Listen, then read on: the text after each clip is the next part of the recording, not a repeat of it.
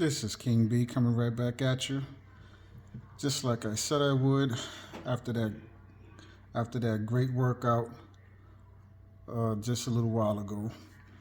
So let's get into this story here. Florida map shows where state will become underwater from sea level rise. And this is coming from Newsweek, who put this article out just 8 hours ago. Let's see what they're talking about. Earlier in March, astrophysicist Neil deGrasse Tyson published a post on X, formerly Twitter, which showed Florida and much of America's east and Gulf Coast consumed by water. The post subsequently went viral, racking up 4.9 million views. The TV scientist noted that Florida was relatively flat, making it supremely susceptible to sea level rise during climate change. Many of the replies questioned the truth of the projection or climate change itself. Now, let me stop right there for a second.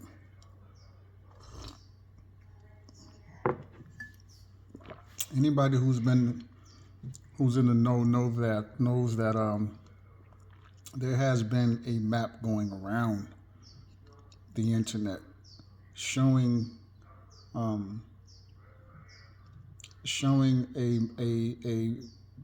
map of the U.S. with Florida completely underwater, the East Coast underwater, the out west Pacific Coast underwater, all the way up to Nevada underwater, and most of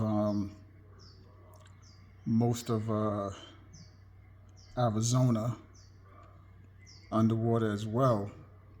And this map allegedly was supposed to have been a map from the military. I believe it was the Navy. That map, now that's something that has been circling around online, whether it's supposed to be a projection, right? Now, whether it's true or not, who knows, right? Again, I'm saying allegedly. This has been going around. Those of you who know, who've seen this map online, knows what it is I'm talking about. All right, and it also showed the country kind of split in half. The Mississippi River rising and flooding and creating a split where the country is in half. Okay. So those of you who've seen that map, you know what I'm talking about. If those of you watching, if you haven't seen that map, just look it up online. You'll find it. It's been circling around for a while now. But though I use the word allegedly, who knows? I mean, they may be onto something. They may know something we do not know. Now here comes Neil deGrasse Tyson putting that information out. On his X page, all right, about Florida. There is a lot going on in the world today, so who knows? But all we can do is be informed, stay informed, and prepare ourselves, and make plans, multiple plans, more than one. I mean, that's the best we can do. But let's continue on with this article. So, is Florida really going to be entirely consumed by the Atlantic Ocean as sea levels rise?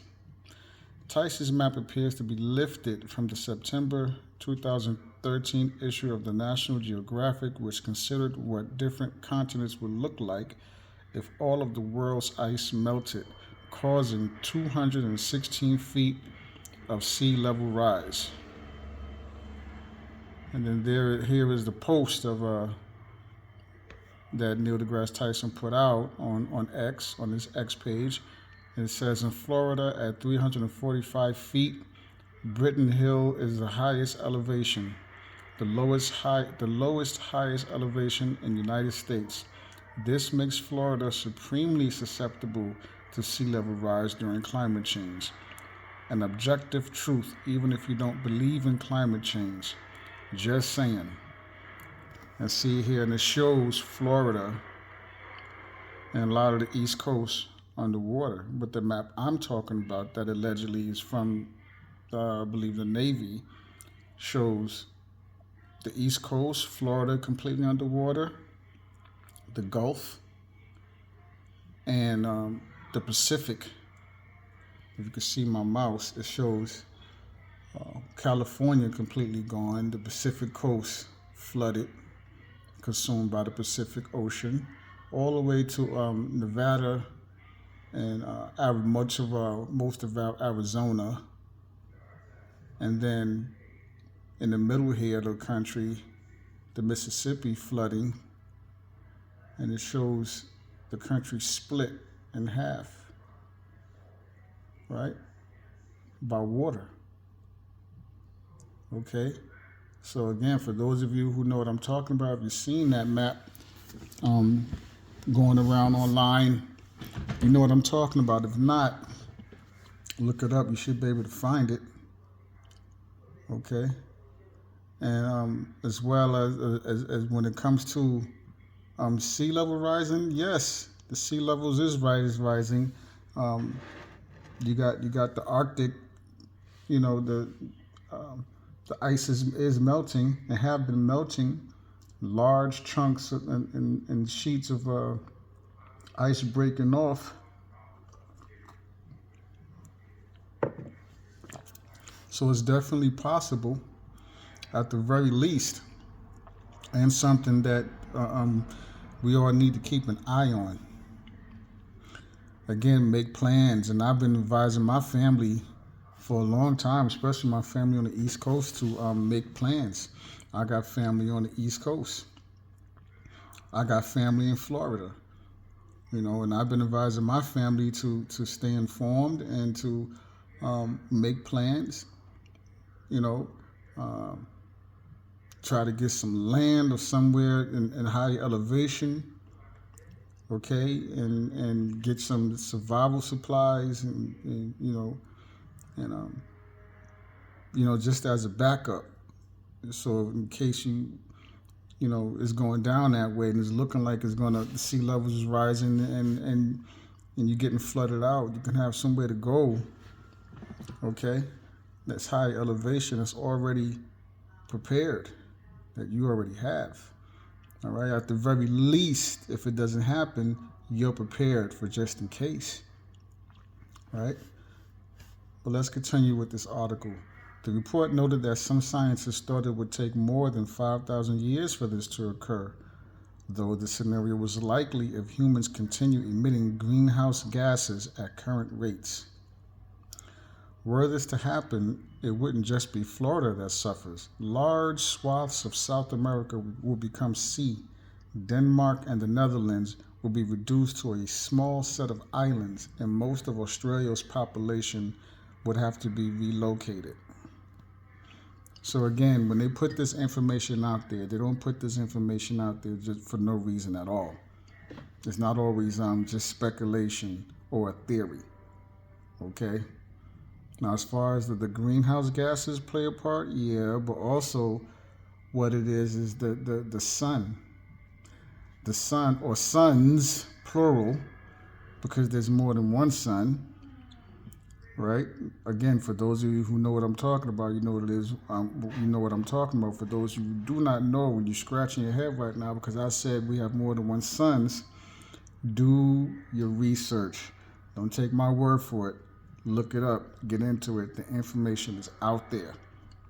You can go on ISWA, ISWA website, and you can look at, do your research on ISWA, ISWA. It's a government website, right? That shows what the satellites are picking up. All right, you have people who use their website, ISWA, ISWA, and they put the information out there. But I'm telling you, the website, ISWA, all right, ISWA.gov, I believe, and you can see what the satellites are picking up, and you can see all of the energy, the front of our planet, energy coming from getting bombarded from the energy of the sun, and then the back of the planet, the dark side of the planet, getting bombarded with energy. Where's that energy coming from? What's causing that energy? It's another sun. Just that we can't see it, right?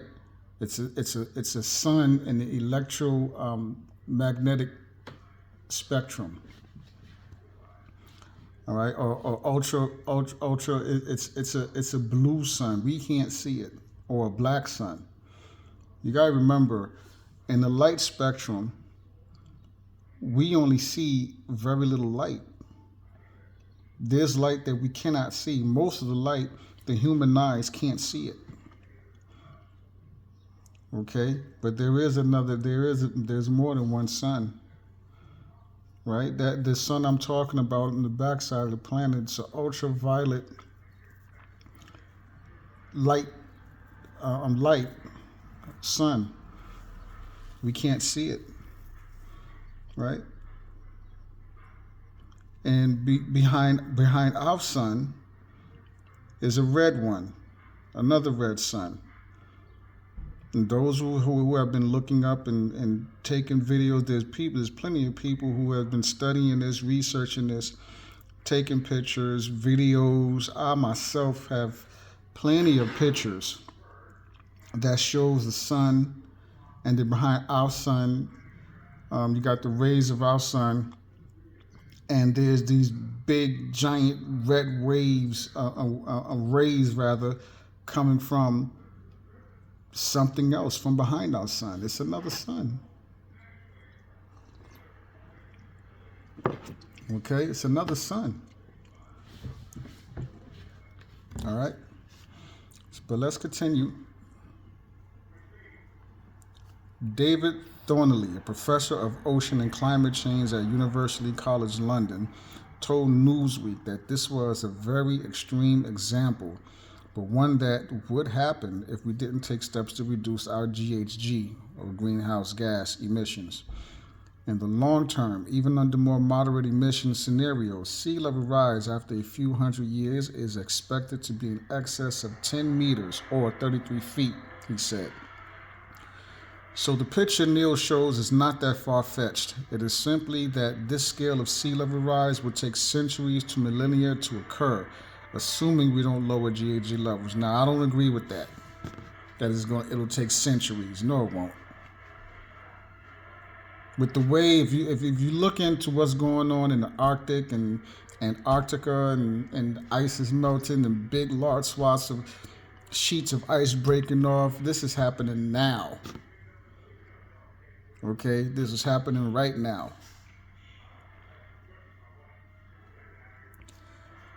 So how much of Florida is expected to disappear underwater is a matter of time and ice sheet loss, with the state's terrain dictating what remains. By the year 2100, the Intergovernmental Panel on Climate Change estimates there would be between 43 and 84 centimeters, or 1.4 to 2.8 feet of sea level rise, but said that an increase of 2 meters or 6.6 feet cannot be ruled out. According to the National Oceanic Atmospheric Administration's projections, a sea level rise of around 3 feet would still see much of Florida's coastline, along with much of New Orleans and Louisiana consumed by the sea. Key West to Homestead would be underwater, as would a large portion of Miami. Now, New Orleans is another area that is of concern because it's actually under sea level, if I'm not mistaken. Under 6 feet of sea level rise, all of Monroe County will be gone, while the coastlines around Cape Coral, St. Petersburg, and Tampa would retreat significantly. But Thornley said we were often fixated on how the world would be in 2100, which is only 76 years, one lifespan away. And so we are thinking about what the world may look like for the latest generation's grandchildren's grandchildren, then we will expect to see some of these larger sea level rises that will inundate large parts of Florida. Different ice sheets have differing levels of vulnerability to melting. Donnelly said the most at risk were those parts of the Antarctic ice sheet that are marine based. That is, the bottom of the ice sheet is sitting on land that is below sea level. Now, again, there's ice sheets that have already broken off. This makes them susceptible to runaway processes that can cause very rapid collapse of the ice sheet over centuries, they're saying. But again, there's ice sheets already breaking off or have already broke off, leading to several meters of sea level rise, he said. Past warm periods that were only 1.3 degrees Celsius or 33.8 to 37.4 degrees Fahrenheit warmer than a pre-industrial global average temperature eventually led to up to 20 meters or 65 feet higher sea levels. Now, there's apps that you can get and use that show, or you can go on websites that show how hot, how warm, how much warmer the sea is, right? Even in places like Antarctica, that's why the ice sheets are breaking off or have broke off already. The oceans are warm, have warmed up already, are warmer than what they used to be. There was still large uncertainty on just how fast the ice sheets may melt, so it is a topic of real concern. And again, it's showing a picture of Florida completely underwater. Look at that. Were sea levels to rise by more than 50 feet, modeling conducted at the University of Florida suggests that nearly all but the state's northeastern border counties will be consumed by the sea. But Antarctica's ice sheet holds enough water to raise sea levels by over 190 feet. One 2022 paper estimated that its ice sheet would collapse in around 2,000 years, though this could happen in as little as 500 years or as far away as 13,000 years. Similarly, in a worst-case scenario for global warming, researchers estimated in 2019 that Greenland's ice sheet could be completely lost within the next 1,000 years. According to the Columbia Climate School, it holds enough water to raise sea levels by 23 feet. As such, the two ice sheets collapsing will raise sea levels by 213 feet, consuming Florida entirely. And that is the end of the article. But you hear these estimations, and they're throwing off these years. But again, if you do your own research and don't completely rely on what they're talking about, you see that this is something that's going on right now, right? For those of you who are looking to move, you're thinking about moving to, the coast or right off the water, right off the ocean, do your research. Don't take this lightly. Don't have the mindset of, they said in a few thousand years. No, do your own research. Do your own research. Think about what it is you're going to do. Not only for you yourself, but for future generations of your family. That's the way you need to be thinking. Your children, your children's children. Right? Why would you want to go somewhere that could be swallowed up by the sea? And again, I have family in Florida. I have family who's contemplating, moving to places like Florida. And I would say, like I've been saying, do your research, because you have more than just yourself to think about. Okay? But again, the information is out there. We can't just completely rely on or go on what anybody else is talking about, or these studies that they put out, these articles that they put out. They put out information, but you know, a lot of information, you can't go off all of it. You take, you got to learn how to separate the weeds from the grass when you're doing your research. You got to know how to separate the weeds from the grass, right? But again, this is King B coming at you. Be safe wherever you are. Stay informed. Know what's going on. Don't live your life in fear. Be brave. And plan, plan, plan. Love yourself. Love your loved ones. Keep your loved ones close. Watch each other's backs. To the next video. Peace.